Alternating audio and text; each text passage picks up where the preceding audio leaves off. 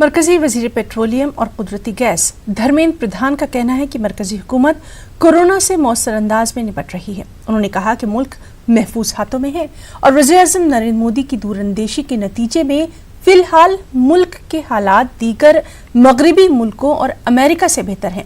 T V 18 کی political editor Maria Shakeel کو دیے گئے انٹرویو میں دھرمیندر پردھان نے کہا کہ مرکزی اور ریاستی حکومتیں مل کر کام کر رہی ہیں، اسی لیے ہماری پوزیشن بہتر ہے۔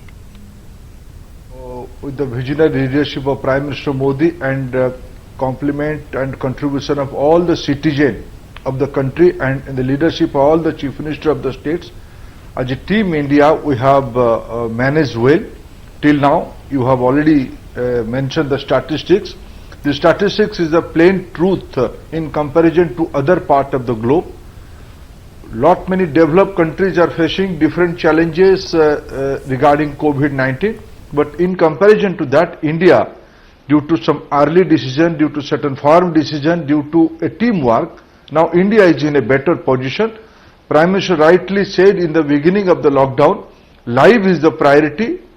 Later on, he mentioned add on another thing, livelihood is also important. So life and livelihood, these are the two things of Prime Minister Modi's grand strategy to put India on track, and all the states are joining hand to carry forward this mission.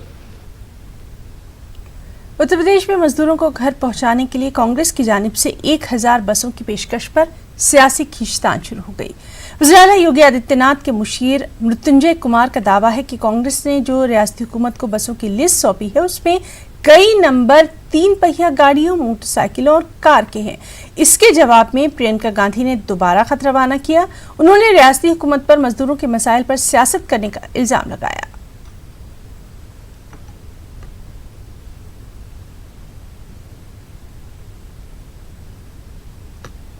Madhya Pradesh میں تبلیغی جماعت کے اراکین کو jail بھیجنے پر جمعیت العلماء نے اپنے سخت رد عمل کا اظہار کیا۔ مدھیہ پردیش جمعیت العلماء نے تبلیغی جماعت کے اراکین کو بنا شرط رہا کرنے اور ان کے وطن بھیجنے کا ریاستی حکومت سے مطالبہ کیا۔ بھوپال میں جماعت کے 69 اراکین کو لاک ڈاؤن کی خلاف ورزی کے معاملے میں 4 روز پہلے جیل بھیجا جا چکا ہے۔ کل بھوپال ضلع عدالت نے ان کی ضمانت عرضی کو خارج کیا۔ گرفتار کیے گئے جماعت کے اراکین میں ہندوستان کے علاوہ قزاقستان، کرغزستان اور ازبکستان کے لوگ بھی شامل ہیں۔ اس وقت پوری دنیا ایک خاص بیماری کورونا وائرس میں مبتلا ہے اور ہم سب لوگ مل کر کورونا کی وبا سے لڑ رہے ہیں، لیکن ہمارے دیش بھارت میں ایک دوسری وبا بھی پھیلی ہوئی ہے، وہ ہے تبلیغی جماعت کو بدنام کرنے کی اور تبلیغی جماعت کے خلاف کارروائی کرنے کی۔ جہاں تک تبلیغی جماعت کو ایک طبقے کے ذریعے بدنام کیا گیا، وہاں تک تو وہ فرقہ پرست طاقتیں تھیں، لیکن اب صوبائی اور مرکزی حکومت تبلیغی جماعت میں آئے ہوئے بیرون ملک کے ہمارے مہمانوں کے اوپر مقدمات قائم کرنا اور ان کو جیل میں ڈال دینا۔ بھوپال میں بھی اسی طرح کا واقعہ ہوا کہ بہت سارے لوگوں کو جیل میں ڈال دیا گیا۔ ارے بھائی، انہوں نے کون سا گناہ کیا تھا؟ ہندوستان میں آنے والے لوگ، تمام مذہب کے لوگ بیرون ملک سے آتے ہیں اور مختلف مذاہب کے یہاں مراکز موجود ہیں۔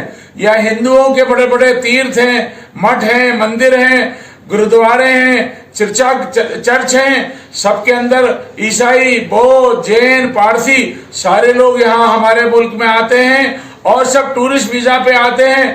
اسکون کا مندر پورے ہندوستان میں بہت سارے مندر ہیں، دہلی میں بہت بڑا مندر ہے، ہرے رام ہرے کرشن کے اور شری کرشن کے ماننے والے لوگ بہت سارے ملکوں سے ہندوستان میں آتے ہیں اور مہینوں رہتے ہیں۔